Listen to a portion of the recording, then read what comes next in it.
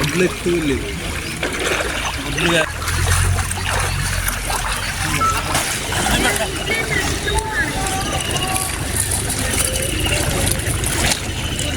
అన్న ఇప్పుడు వరద తగ్గినాక అన్న వరద తగ్గి అన్న మా రైతుల పరిస్థితి ఇది ఇంత మోకాల వంటి వరదల కొట్టుకుపోతున్నాయి. కనీసం వీటికి సెక్యూరిటీ లేకుండా పోయింది. ఇంత దారుణంగా కొట్టుకుపోతున్నాయి. ఇక్కడ ఒడ్లే ఇవన్నీ ఒడ్లే.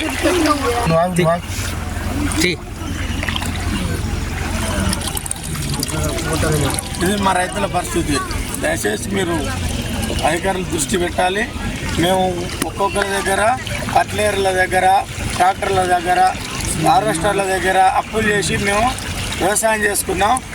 ఇంత వంటి వరదల ఈ రకంగా వడ్లు కొట్టబోతున్నాయి. మా దిక్కు కనీసం మనం అప్పులు కట్టుకునే పరిస్థితి లేదు.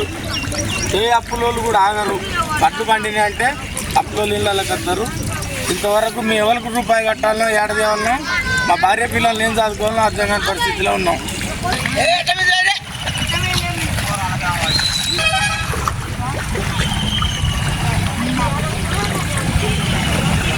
పెట్టిన రైతులో ఉన్నాము.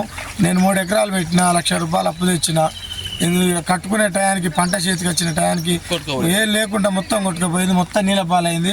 నడువుల వంటి వరదల మొత్తం మేము రైతులను చూసుకుంటూ అక్కడ ఏడ్చుకుంటూ ఉన్నాం. కానీ కనీసం ఏం చేసుకొని మా పంట నాపుకోలేని పరిస్థితిలో ఉంది. మేము చూసుకుంటూ మా ధాన్యాన్ని నీళ్ళ పాలు చేసినాం. కాబట్టి దయచేసి రైతులను ఆదుకోవాలని మనస్ఫూర్తిగా సీతక్క గారిని కానీ కలెక్టర్ గారిని కానీ అధికారులను జిల్లా అధికారులను మండల అధికారులు తక్షణమే మాకు సహాయక చర్యలు చేపట్టి నష్టపరిహారాన్ని అంచనేసి మా నష్టపరిహారాన్ని మాకు ఇప్పిస్తే మేము మా భార్య పిల్లలు చదువుకొని మా అప్పులు కట్టుకునే పరిస్థితిలో ఉంటాం. లేకపోతే మాకు ఆత్మహత్యలే శరణం తప్ప ఇంకేది లేదు. దయచేసి మమ్మల్ని ఆదుకోవాలని మేము మనస్ఫూర్తిగా జిల్లా యంత్రాంగాన్ని